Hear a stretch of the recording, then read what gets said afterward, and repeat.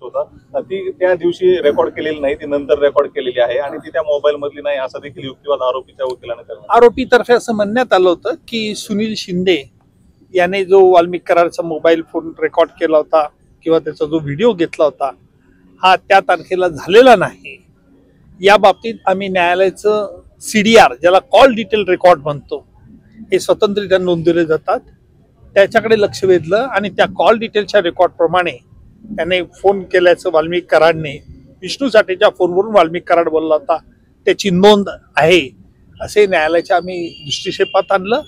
तसंच त्याच्या फोनवरती का झाला आणि या संदर्भातली जी कारणं असतील ती प्रत्यक्ष पुराव्याच्या वेळेला संबंधित साक्षीदाराकडून घेण्यात येतील। फॉरेन्सिकच्या रिपोर्ट मध्येच कसं म्हटलेलं आहे असं देखील युक्तिवाद त्याचं उत्तर आता दिलं।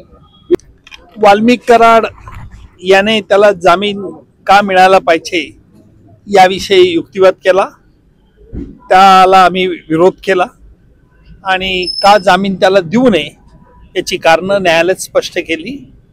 त्याचप्रमाणे दुसरा आरोपी विष्णू साठे यानेही मला या खटल्यातून मुक्त करावे कारण माझ्याजवळ माझ्या विरोधात कुठलाही पुरावा नाही अशा तऱ्हेचा त्यांचा युक्तिवाद होता। त्यावर आम्ही न्यायालयाचं अनेक पुराव्यांकडे लक्ष वेधलं आणि त्याच्या विरुद्ध काय पुरावा आहे याची सविस्तर माहिती न्यायालयाला मी दिली। फोकावरती देखील आक्षेप घेतल्याचं समजलं। फोका जो कलम लावलं गेलं ते कसं लावलं गेलं, त्याचबरोबर सुनील केदी शिंदे याची जी मूळ फिर्याद आहे खंडणी संदर्भात त्यावरती देखील आक्षेप गेला। अनेक मुद्द्यांवरती वाल्मिक कराडला जामीन का मिळावा याबद्दल त्यांनी युक्तिवाद केला होता, त्याला आम्ही सविस्तर युक्तिवाद न्यायालयात केलेला आहे।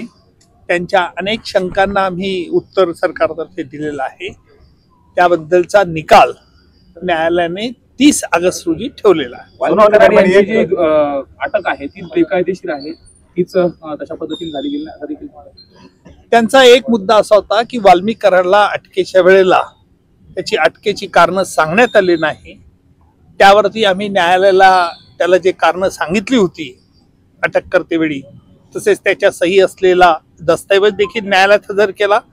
त्याचप्रमाणे वाल्मिक कराडचा जो जवळचा एक मित्र होता त्याला देखील अटकेची कारणं आम्ही दिली होती, त्या संदर्भात आम्ही न्यायालयाचे लक्ष वेधलं आहे। विष्णू साठे याच्या विरुद्ध खंडणीचा हा जो आरोप होता हा केस पोलिसांनी यापूर्वीच CIDने ताब्यात घेण्याच्या अगोदरच दाखल झालेला होता, त्यामुळे विष्णू साठेच्या विरुद्ध कुठला गुन्हा नाही या म्हणण्याला काही अर्थ नाही।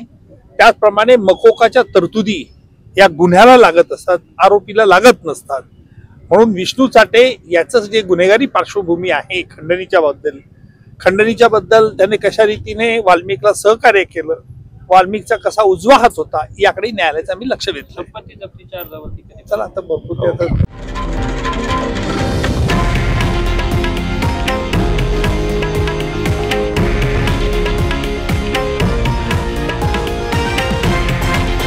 हे आहे देशातील नंबर 1 न्यूज नेटवर्क आणि आपण पाहत आहात TV9 मराठी, एकमेव।